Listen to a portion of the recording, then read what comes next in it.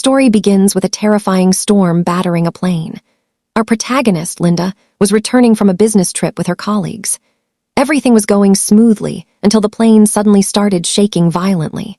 Moments later, a massive explosion rocked the cabin. Passengers who were standing without seatbelts were thrown around brutally.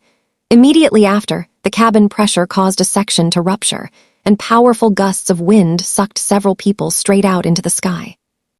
In the midst of this chaos, the manager desperately grabbed Linda's leg to save himself. Meanwhile, a man rushed toward the boss for help, but the boss mercilessly pushed him toward the opening. As he fell, the man grabbed the manager's leg, causing the manager to lose his balance. Both men tumbled out of the plane together. Linda was still reeling from the shock when she realized everything was going dark. The plane was spiraling out of control, plunging straight toward the ocean.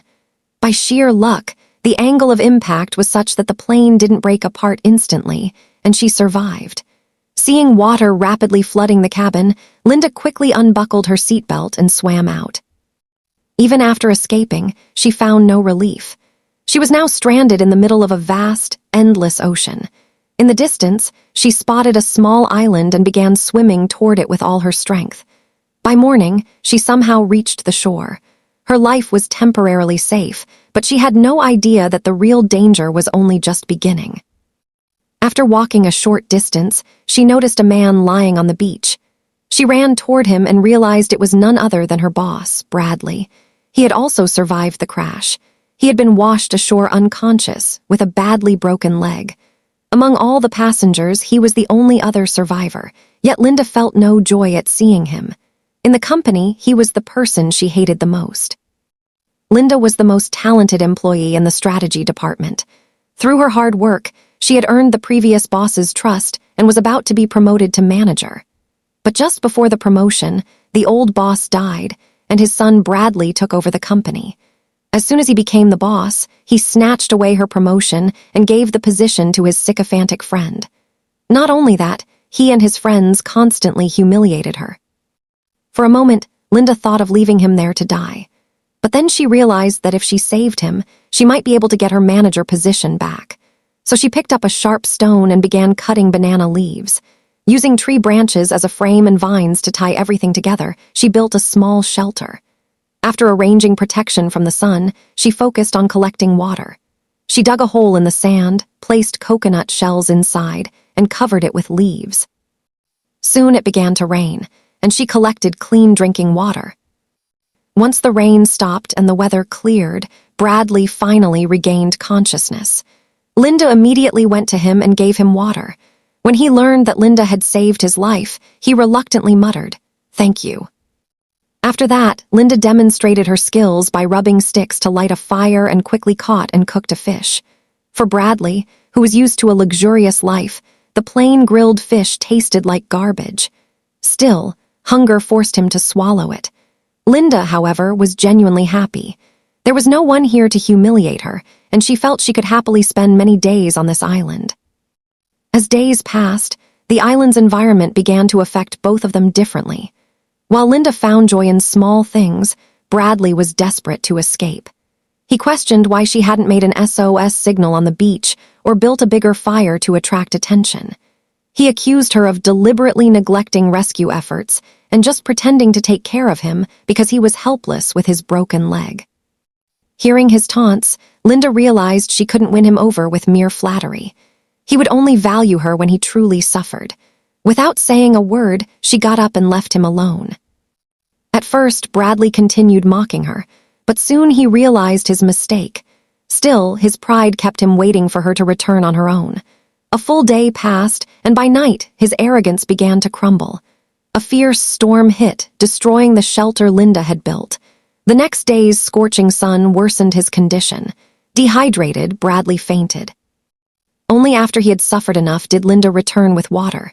Seeing her, Bradley drank desperately. He finally understood that he was completely dependent on her and could no longer act entitled. But then his eyes fell on the spear Linda used to hunt dangerous wild boars. Knowing how lethal they were, he tried to stop her from going into the jungle. Linda ignored him and went anyway. While stalking the boar, it suddenly charged and flung her into the air. Luckily, a fallen tree blocked the boar's path, giving her time to get up and run. The boar chased her by scent and found only her torn clothes.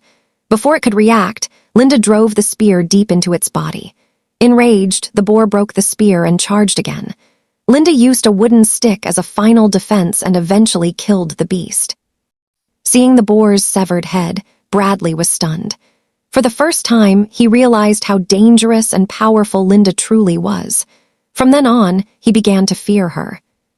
A few days later, while exploring, Linda discovered a freshwater spring. Her happiness was short-lived, however, when she heard the sound of an engine in the distance. She ran toward it and saw a boat. Hope surged in her eyes, but just as she was about to shout for help, she stopped.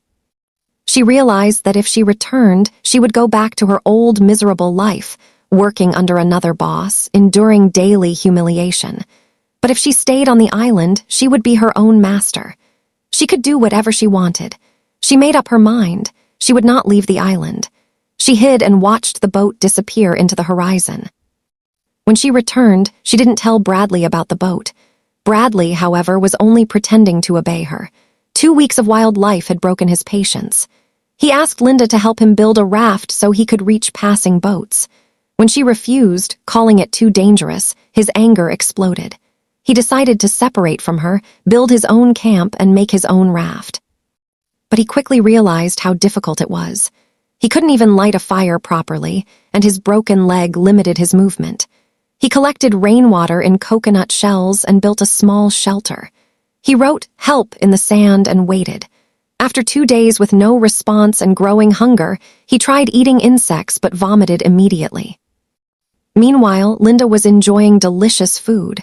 Seeing his pathetic state, Bradley's pride finally shattered. He knelt before her, ignoring the pain in his leg, and begged for forgiveness. Linda laughed and took him back. Even after this humiliation, Bradley waited silently for the right moment. After about half a month, his condition improved. Linda took him to the highest point on the island.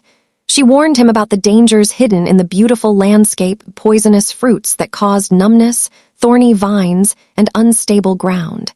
She strictly told him never to go into that area. This gave Bradley a cunning idea.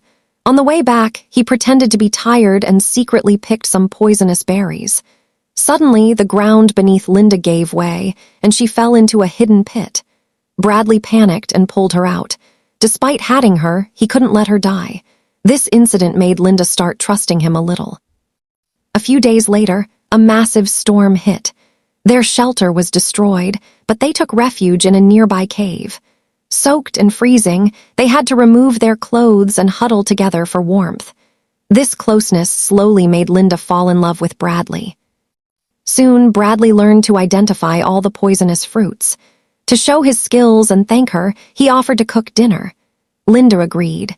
The food tasted surprisingly good, but after a few bites, she felt dizzy and collapsed unconscious. Bradley didn't even look back. He dragged out a hidden wooden raft he had secretly built and paddled into the sea. However, a huge wave destroyed his raft and dragged him underwater. Linda, who had only been pretending to be unconscious, rescued him from the shore. When Bradley regained consciousness, he begged for forgiveness. Linda silently handed him a cooked crab. After he ate it, his mouth and body began to go numb. Linda revealed it was the venom of a blue-ringed octopus which causes paralysis. She had done it to teach him a lesson. She then took out a heated knife, removed his pants, and scared him by pretending she was going to castrate him, only to reveal she had actually killed a rat. It was all to break his spirit completely. Linda enjoyed this control for a while, but one day another boat appeared. This time, the people on board had seen her. It was Bradley's fiancée, Jenny, along with a guide. Jenny had never given up searching. Linda forced a smile and told them Bradley was alive, but she still didn't want to leave the island. She tricked Jenny and the guide by saying she knew a shortcut and led them to the dangerous, unstable cliff. She pretended to tie her shoelaces and urged them forward. The ground collapsed under Jenny. The guide survived. Linda returned to Bradley alone. Later, while searching for food, Bradley discovered a severed human hand in the jungle, Jenny's hand, still wearing the engagement ring he had given her. Enraged, he confronted Linda. A deadly chase ensued. Linda tried to strangle him with shoelaces, but Bradley overpowered her and tried to suffocate her in the mud. In the struggle, she grabbed the knife. When she looked up, Bradley had fled toward the forbidden poisonous area. Instead of following, Linda returned. Bradley kept running until he discovered a luxurious villa between two large,